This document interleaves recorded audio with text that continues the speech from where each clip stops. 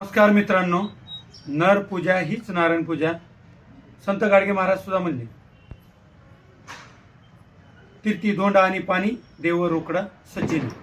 देव सज्जनत आहे म्हणून सांगितलेलं संतांनी. मग ह्या मानवाने कसं वागलं पाहिजे? देवासारखं वागलं पाहिजे. धर्मावर ग्राणी येऊ नये असं वागलं पाहिजे. माणसाबद्दल आपुलकी निर्माण झाली पाहिजे. नमस्कार मित्रांनो, नर पूजा हीच नारायण पूजा. संत गाडगे महाराज सुद्धा म्हणले, तीर्थी धोंडा आणि पाणी देव रोकडा सज्जन. देव सज्जनत आहे म्हणून सांगितलेलं संतांनी. मग ह्या मानवाने कसं वागलं पाहिजे? देवासारखं वागलं पाहिजे. धर्मावर ग्राणी येऊ नये असं वागलं पाहिजे. माणसाबद्दल आपुलकी निर्माण झाली पाहिजे.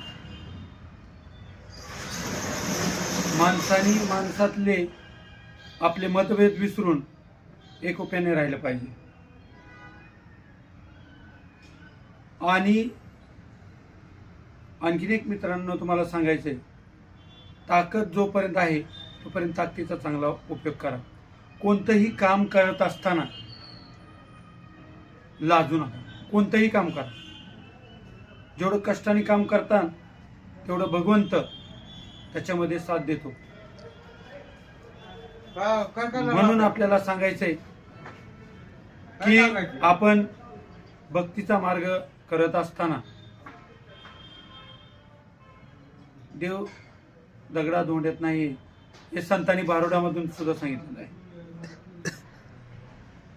लाकडाचा देव त्याला अग्नीचं भेव देव आशानं पावायचं नाही रे, देव बाजाराचा भाजीपाला नाही. दगडाचं देव त्याला वडराचं भेव देव आशानं पावायचं नाही रे, देव बाजाराचा भाजीपाला नाही. सोन्या चांदीचं देव त्याला चोराचं भेव देव आशानं पावायचं नाही रे, देव बाजाराचा भाजीपाला नाही. चिखलाचा देव त्याला पावसाचा भेव देव आशानं पावायचा नाही रे, देव बाजाराचा भाजीपाला नाही. संत तुकडोजी महाराजांनी हे आपल्या भारुडातून सांगितलेलं आहे.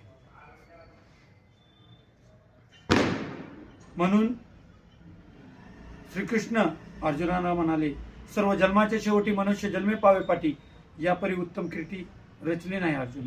शेवटचा जन्म कोणता आहे? तर मानव जन्म हा सर्व शेवटचा जन्म आहे. हे आपण समजून आजचा जर व्हिडिओ तुम्हाला आवडला असेल तर लाईक, फॉलो आणि सबस्क्राईब करा. जर काही वाटलं असेल तर कमेंटमध्ये कळवा. धन निरंकार जी.